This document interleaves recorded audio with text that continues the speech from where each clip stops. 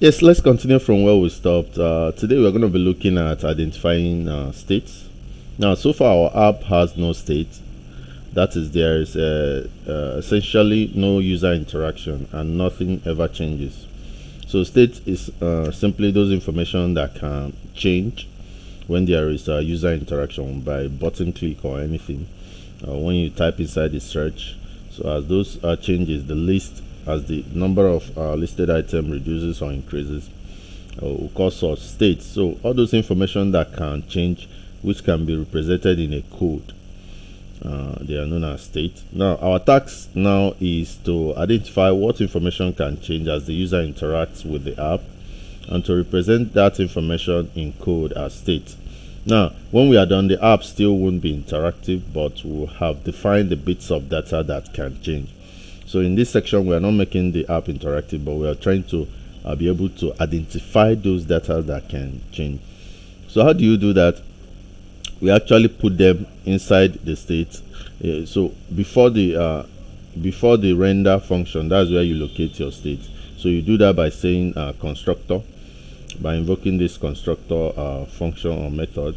Then you call the argument props, and also this inside the curly bracket you now say super props. Now this dot state is equal to all the things that you think that can change.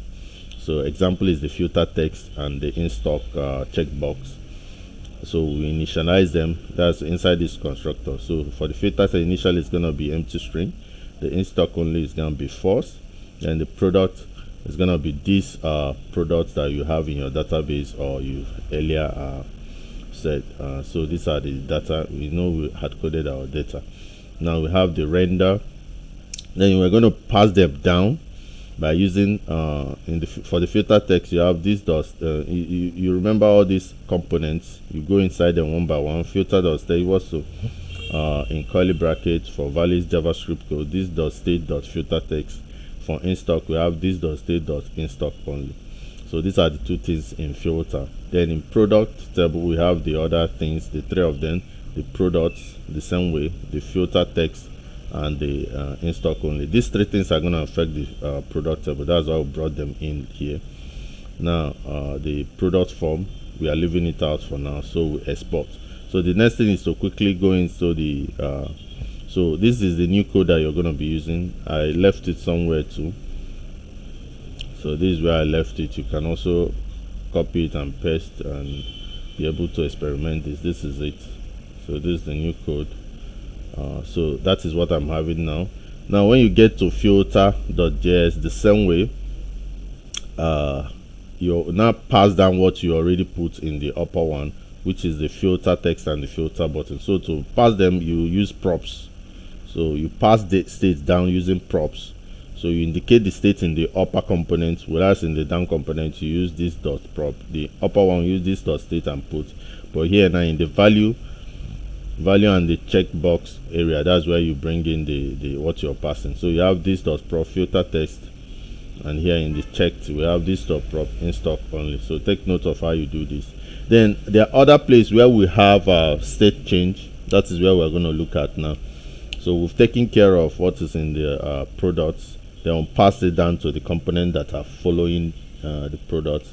So the next thing now is to go to the next thing that has state change, which is the product table itself.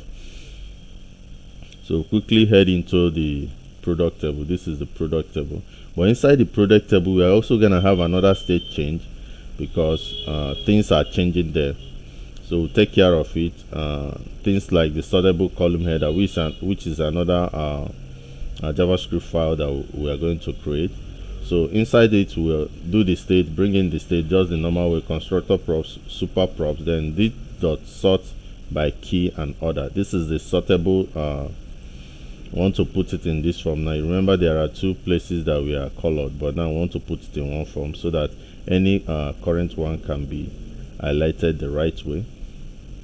So that is why we have this code, and we also have the normal sorting. This is the JavaScript code for the normal sorting, and it now does the normal rendering here by pushing to the array.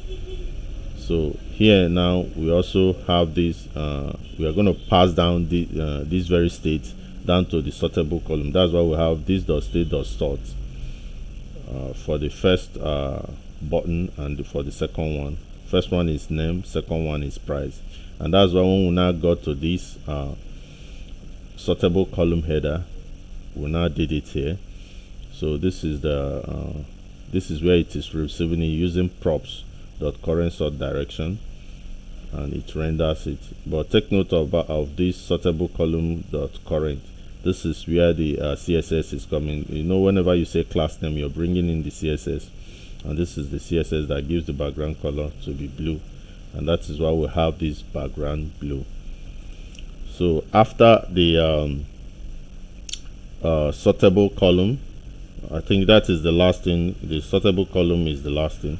So take note, this is the CSS. I drafted it. It's not in the open classroom, but I believe this is how you have to do it and get it. So make sure you import it here. So in the subsequent class, we are going to be looking at how to use event handling to affect all that the states that we've been able to identify. So you remember where we identified the states in the products. Very, very important. Product.js. There is a state happening there, and we also identify the states and other states in product table. Then those things that are affected in the state, make sure you pass them down through using props. Thank you. If you have any questions and concerns, please drop them in the comment section.